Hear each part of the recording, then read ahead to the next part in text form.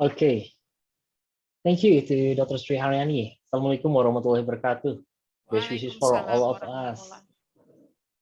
Yes, best wishes for all of us. It's nice to be here, and it really is an honor to be one of the speakers in this international conference.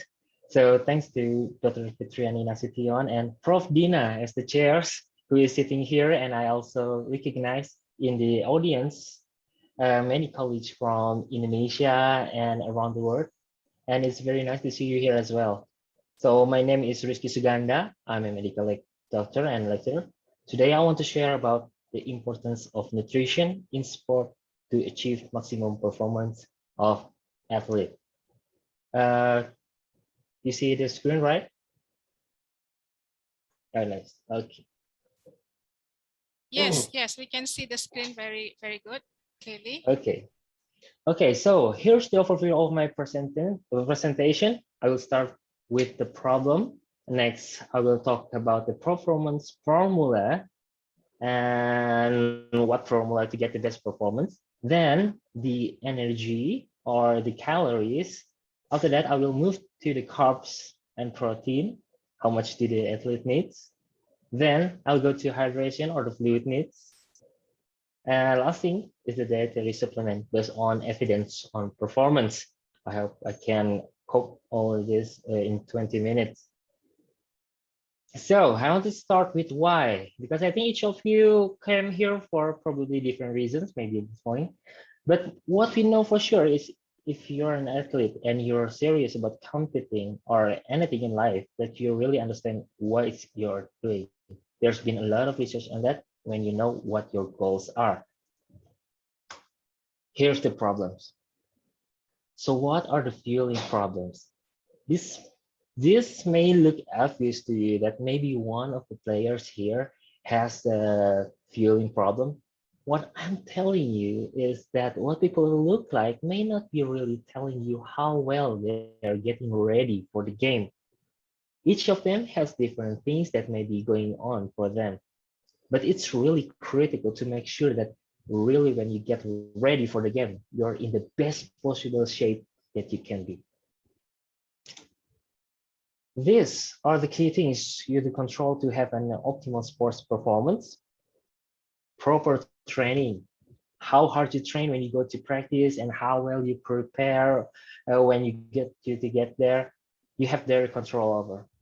Not necessarily overtraining, but proper training to the right periodization of training. You also have control over nutrition, what you put into your body or what you're going to use for the fuel to power the exercise that you're trying to compete with. Proper nutrition is a big part of sport performance. And the last thing is getting an adequate sleep and rest. And I know that for a lot of people at all different ages, it can be a real challenge to get enough rest and sleep. But it's one of the three things that have been proven over and over and over to enhance athletic performance.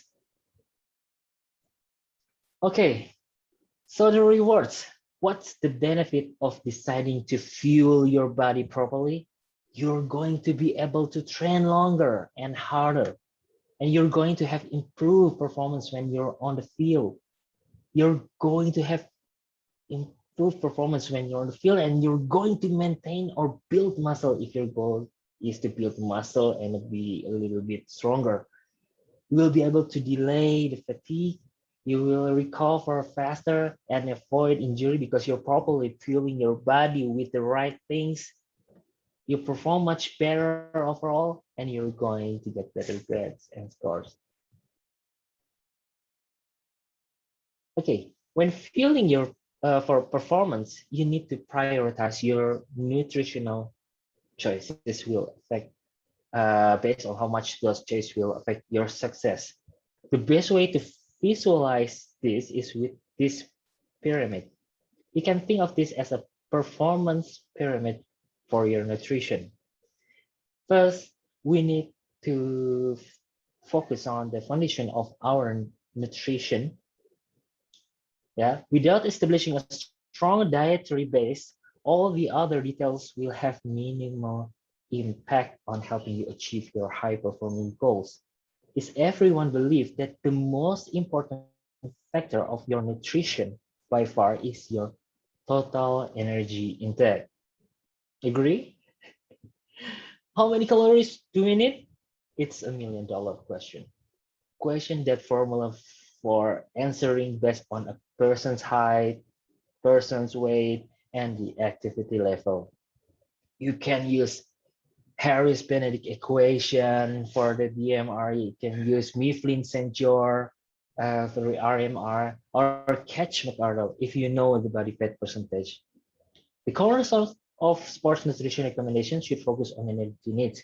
How much power or how many calories does an athlete need day to day, week to week, based on their training periodization, since appropriate energy intake supports optimal body function. So this is not just about athletic performance, but it's also about health. If we have touched upon the foundation of our performance, we can now take a step further and discuss some sport-specific nutrition strategies that we can use here, our nutrient timings. So let's start by exploring some factors that can cause fatigue and poor performance. Yeah, it's one help, lower level of appetite. With low energy availability, we have a concern about a condition known as the relative energy deficiency in sport, or RED-S. And this can result in unwanted loss of muscle mass, muscle dysfunction, and hormonal disturbance can also result in suboptimal bone density, also known here as a female triad, and increased risk of fatigue, injury, and illness, impair adaptation, and a prolonged recovery process. Other factors that can cause fatigue and poor performance, these factors include dehydration, electrolyte imbalance, gastrointestinal discomfort and upset, as well as the glycogen depletion. Now, for those of you who don't know what glycogen depletion is, I'm going to give you a little example. So when you perform endurance or high intensity exercise for a prolonged amount of time, have you ever felt a sudden feeling of running out of energy? Or feel that your legs become heavy? Or your body feelings of fatigue or dizziness? And that you force you to stop? That's what we commonly refer to as hitting the wall or plunging effect. And it can be described as a total glycogen depletion, or in simple terms, you are running out of carbohydrate. So, beyond optimal energy intake, consuming adequate amounts of macronutrients, such as carbohydrates, protein, fat, is important for athletes to optimize their training and performance. How much the athlete needs on carbohydrates? We can see from the table shown here that if the athletes train in low intensity or light level, it's 3 to 5 grams per kilogram body weight per day. So if you are 70 kilograms and you're an athlete, I say an athlete, not a recreational person. If you're an athlete and you are 70 kilograms, so times 3, it could be 210 and 10 grams, and 5 grams times 70 is 350 grams. 210 until 350. So if times 4 calories would be 840 to 1,400 calories from carbohydrate. If the athlete train in a moderate exercise program, example, up to 1 hour per day, it's 5 to 7 grams per kilogram body weight per day.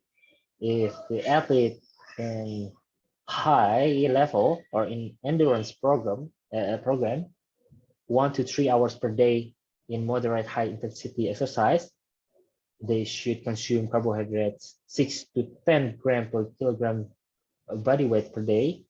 And if they have an extreme commitment, up to 5 hours per day in moderate high intensity exercise, they should consume carbohydrates 8 until 12 gram per kilogram body weight per day. This is according to the joint statement from American College of Sports Medicine. And here, if we look from here, this systematic review by Stellingwerth and Cox examines the efficacy of carbohydrate supplementation on exercise performance of varying durations. From 61 included performance studies, 82% showed statistically significant performance benefit. There was a significant correlative relationship between increasing total exercise time and the subsequent percent increase in performance with carbohydrate intake versus placebo. The paper concludes use of multiple transportable carbohydrates are beneficial in prolonged exercise, although individual recommendation for athletes should be tailored according to each athlete's individual tolerance. And here, maybe this is the paper that from here, athletes should train their gut to optimally absorb. Yeah, GI problems are very common amongst athletes, and 30 to 50% of all athletes experience such problems regularly. The cause are still largely unknown, but appear to be partly genetically determined and highly individual. Although a link with nutrition intake is not always found, certain practices have been found to correlate with the incidence of GI problems such as fiber intake, fat intake, and highly concentrated carbohydrate solution seems to increase the prevalence of GI problems. Since the gut is so adaptable, it seems wise to include training with high carbohydrate intake into the weekly routine and regularly ingest carbohydrate during exercise. With these strategies, the gut may be trained to absorb and oxidize more carbohydrate, which in turn should result in less GI distress, increase gastric emptying, and increase delivery of carbohydrate, which could improve performance of the athlete. Now, I'd like to transition to protein. For people involved in a general fitness program or simply interested in optimizing their health, recent research suggests protein needs may also be above the RDA. The RDA is here, is 0.8 to 1.2. Like Phillips and colleagues, Wittert et al., Jaeger, Tipton et al. Report that current evidence indicates optimal protein intakes in the range of 1.2 to 2 gram per kilogram body weight per day should be considered. Moulton and investigators perform a meta-review and meta-regression involving 49 studies, 1,863 participants, conclude that a daily protein intake of 1.62 gram per kilogram body weight per day may be an ideal place to start. The other study, consequently, it's recommended that athletes involved in moderate amounts of intense training consume 1.2 to 2 gram per kilogram body weight per day. And while athletes involved in high volume intense training consume 1.7 to 2.2 gram per kilogram body weight per day. From Jaeger, from ESSN, the National Society of Sport Nutrition stands in 2017. There are other notes for building and maintaining muscle mass. You can consume 1.4 to 2, and etc. Don't forget the type of the protein should be like high quality dietary proteins, fluid-based dairy foods, and third-party dietary supplements can be consumed by the athlete. Protein dose should ideally be evenly distributed. So every 3 to 4 hours across the day. Yeah. So it is 4 to 6 meals with at least 20 grams of protein. And optimal dose for athletes to maximize muscle protein synthesis, or MPS, are mixed and are dependent upon age and resistance resistance exercise stimuli. The general recommendation are 0.25 to 0.55 gram per kilogram body weight per day. You can say a 0.3. Yeah, Excuse 0.3. me, Dr. Yeah, Rizky. Yeah, your time 5 minutes. 5 minutes left. Yes. Yes. Of high quality protein are an absolute dose of 24 to 40 grams. Okay, now post-exercise or recovery nutrition. Most athletes realize that proper recovery is critical to athletic success. Rest allows your body system to adapt to the stresses of training and hopefully make you stronger and faster. Many athletes are not as aware, however, that you can maximize your training gains, speed up the recovery process, and enhance subsequent performance by consuming the right foods or fluids at the right times following a workout. Here, the 3 R's, just to remember: refuel, rehydrate, and rebuild. Refuel by carbohydrate-rich foods, rehydrate by the water, and rebuild by the protein. I will the next slide. The importance of hydrating, dehydration, poor hydration, poor performance. If you're training less than 60 minutes and only light to moderate intensity, you don't need the sports drink, only water. But if you train more than 60 minutes or up to 90 minutes, then you may need the carbohydrate.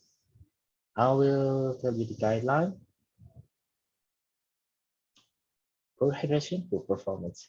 To preserve homeostasis, optimal body function, performance, and perception of well-being, athletes should strive to undertake strategies of fluid management before, during, and after exercise that maintain pure hydration. Decrements in the performance of an anaerobic or high-intensity activities, sport-specific technical skills, and aerobic exercise in a cool environment are more commonly seen when 3% until 5% of body weight is lost due to dehydration.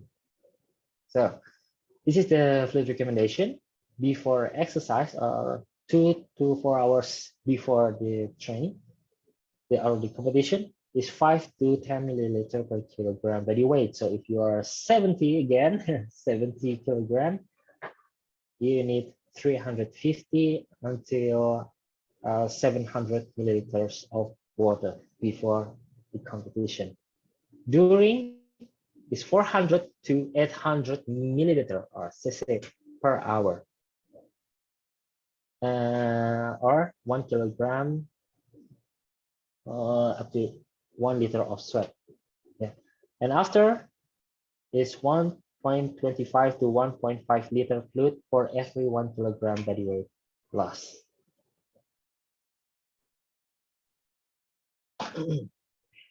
So yeah, next.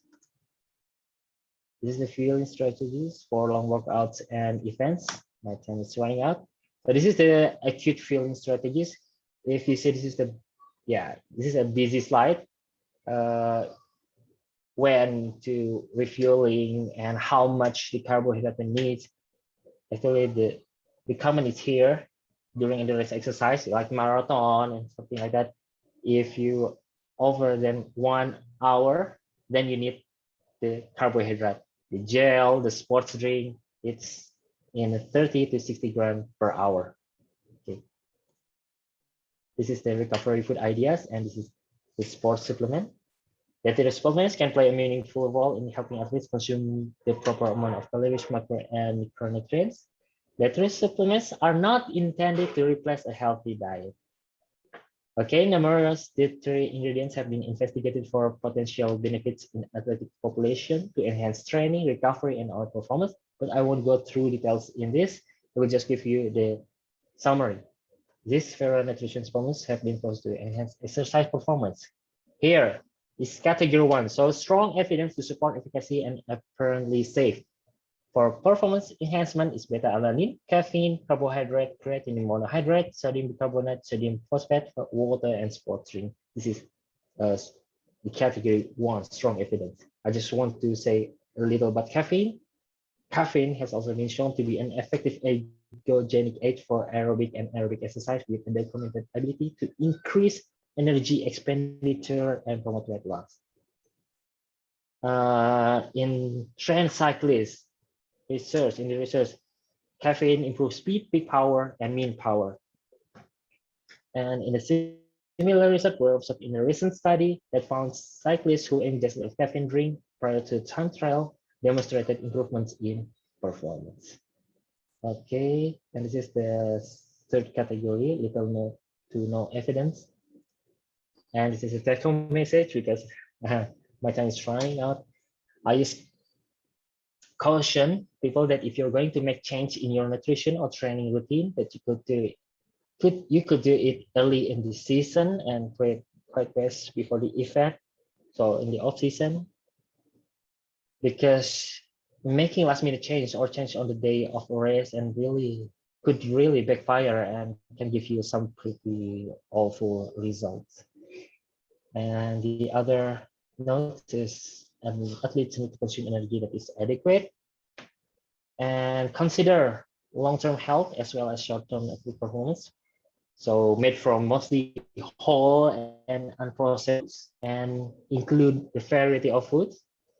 And here, sport specific includes age appropriate and sport specific nutrient composition is individualized or personalized. And then the food should be palatable or enjoyable, could be tolerable or by our digestion or gastrointestinal, and the food should be convenient or portable.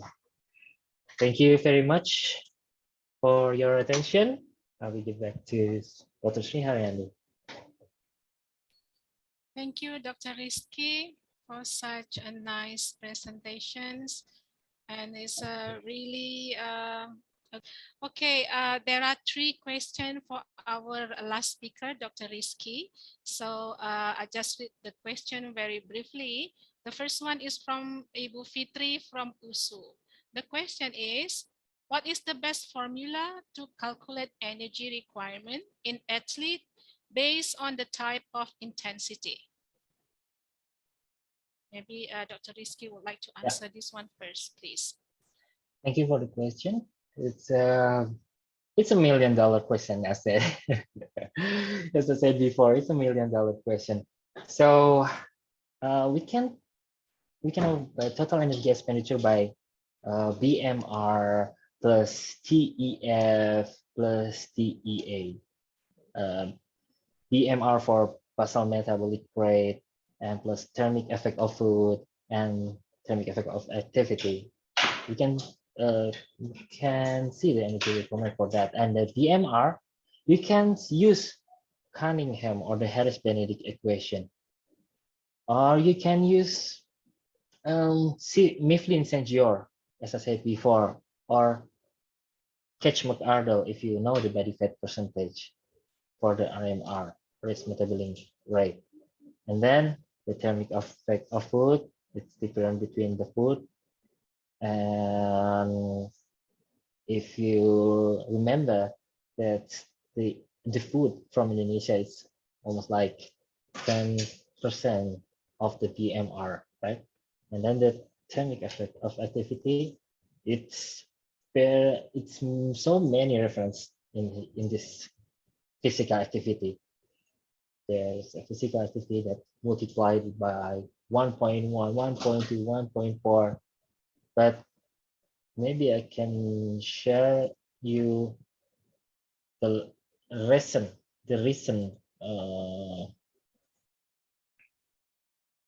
here. Can you see?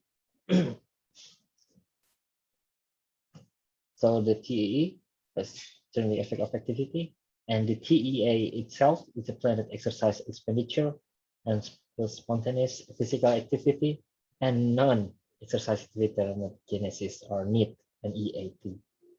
And the recent research or from the statement, they suggest energy availability. Energy availability is energy intake minus energy expenditure from exercise, and then subtract to fat-free mass. I don't know about this true, so maybe we can discuss after this. So, Dr. Fitri. Okay. Thank you, Dr. Rizky, for the answer. You're Okay, welcome. you have two more questions. So the number one question, I think it's from from Ibu Meiliati from University of Mula Warman. So her question is, what is your comments or consideration about a very high fat consumption to be a physical and exercise performance of ketofastosis practitioner? Okay, I think it's almost the same question with Iriani from IPB, right? Okay, right. Yeah, Yeah, it's keto about, diet as well. yeah, Yeah. it's LCHF, low Yeah. carbohydrate, high fat diet. I know it's been ongoing debate about this. It's many pros and cons about this diet. Yeah, while a lot of research focus on the benefits of ketogenic diets for competitive athletes and the ultra marathons and has a benefit, other studies, people on the ketogenic diet, in ketogenic diet perform more poorly at anaerobic exercise. So, and the professor said that the elder said that the recreational athlete tends to see more consistent benefits from adopting a ketogenic diet instead of the athlete with the high intensity, because the high intensity, the more intensity you train or you play, the more you need the carbs. Okay, if if the intensity is still low, you can use the fat for fuel your body. So I think additional studies will provide more insight into the pros and cons of the ketogenic diet for athletic performance. And I'm an open-minded person.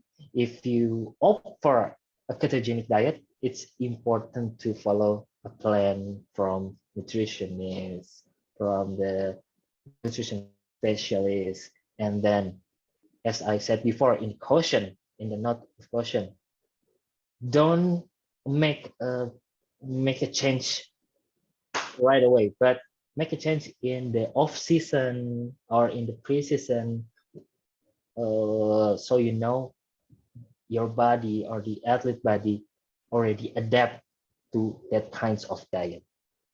So I think I will wait for 1 to 2 years of research regarding the ketogenic for athletic performance regarding this. So I will wait for that. Okay. Okay. Thank you, Dr. Rizky.